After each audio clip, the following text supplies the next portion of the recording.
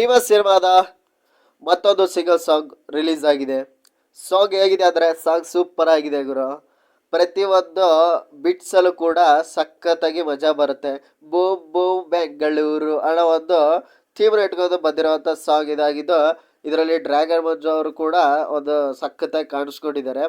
ಮತ್ತೆ ಒಂದು ಸಾಂಗ್ ಒಂದು ಟ್ರೈಬ್ಸ್ ಅವರು ಅಂದರೆ ಒಂದು ಬುಡಕಟ್ಟು ಜನಾಂಗದವರು ಬರೆದು ಆಡಿರುವಂಥ ಸಾಂಗ್ ಆಗಿದೆ. ಅದಕ್ಕೆ ಒಂಥರ ಲಿರಿಕ್ಸ್ ಹೊಸ ಥರ ಲಿರಿಕ್ಸ್ ಅನಿಸುತ್ತೆ. ಬೂಮ್ ಬೂಮ್ ಬೆಂಗಳೂರು ಅನ್ನೋದು ಬಿಟ್ಟರೆ ಮಿಕ್ಕಿದೆಲ್ಲ ಲಿರಿಕ್ಸು ಕೂಡ ನಮಗೆಲ್ಲ ಹೊಸ್ದು ಅಂತಾನೆ ಅನಿಸುತ್ತೆ.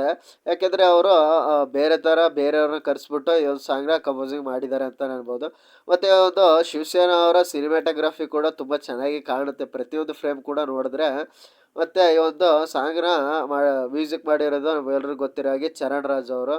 ಅವರ ಮ್ಯೂಸಿಕಲ್ಲಿ ಎಲ್ಲ ಕೂಡ ಹಿಟ್ಟಾಗಿದ್ದಾವೆ. ನಾಗರಹೊಳೆ ಟ್ರೈಬ್ಸ್ ಅವರು ಬಂದಿದ್ದಾರೆ ಈ ಒಂದು ಸಾಂಗ್ನ ಕಂಪೋಸಿಂಗ್ ಮಾಡೋಕ್ಕೆ. ಸೊ ಹೀಗಾಗಿ ಇದು ಬೇರೆ ಲೆವೆಲಲ್ಲಿ ಮತ್ತು ಹೊಸ ಥರ ಟ್ರೆಂಡ ಕ್ರಿಯೇಟ್ ಮಾಡ್ತಿದೆ ಇವಾಗ ಸೋಷಿಯಲ್ ಮೀಡ್ಯಾದಲ್ಲಿ. ಭೀಮಾ ಸಿನಿಮಾದ ಎಲ್ಲ ಸಾಂಗ್ ಕೂಡ ತುಂಬ ಚೆನ್ನಾಗಿ ಹಿಟ್ಟಾಗಿದ್ದು, ಈ ಸಾಂಗ್ ಕೂಡ ಅದೇ ಲೆವೆಲ್ಗೆ ಹೋಗ್ತಾ ಇದೆ. ಆ್ಯಕ್ಚುಲಿ ಇದು ತುಂಬಾ ಒಂಥರ ಮಾಸಿಯಾಗಿದೆ ಅನ್ಬೋದು. ಒಂಥರ ಗುಂಗಿಡಿಯುತ್ತೆ, ಒಂಥರ ಸ್ಟೆಪ್ಪು ಆ ಕಡೆ ಅನಿಸ್ಬಿಡುತ್ತೆ, ಆ ಥರ ಒಂದು ಮ್ಯೂಸಿಕ್ನ ಕೊಟ್ಟಿದ್ದಾರೆ. ಬಟ್ ಲಿರಿಕ್ಸಲ್ಲಿ ನಮಗೆ ಸ್ವಲ್ಪ ಕೆಲವೊಂದು ಅರ್ಥ ಆಗಲ್ಲ. ಏನಕ್ಕಂದರೆ ಸ್ವಲ್ಪ ಬೇರೆ ಥರ ಲಿರಿಕ್ಸ್ ಇರೋ ಕಾರಣ ಸ್ವಲ್ಪ ಡಿಫ್ರೆಂಟ್ ಅನಿಸುತ್ತೆ ಎಲ್ಲ ಸಾಂಗಿನ ಅಂತಲೇ ಹೇಳ್ಬೋದು. ಬಟ್ ಈ ಸಾಂಗು ಒಂದೊಳ್ಳೆ ಗೂಸ್ ಬಂಪ್ಸ್ ಕೊಡೋ ರೀತಿಲಿ ಇದೆ ಅನ್ಬೋದು.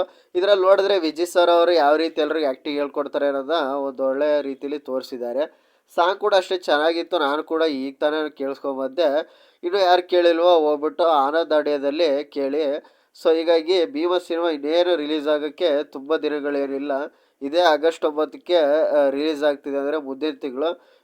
ಇನ್ನು ಬೇಗನೆ ಆಗುತ್ತೆ. ಮತ್ತು ಇದರಲ್ಲಿ ಒಂದು ಡೈಲಾಗ್ ಇದೆ, ಏನಂದರೆ ಲೋ ಇಂಗ್ಲೀಷ್ ಮೀಡಿಯಂ ಬಾರೋ ನದ್ದೆ ಕನ್ನಡ ಸ್ಟೇಡಿಯಂ ಅನ್ನೋದು ಸಖತ್ತಾಗಿದೆ dialogue. Waiting for you Bheema. Thank you.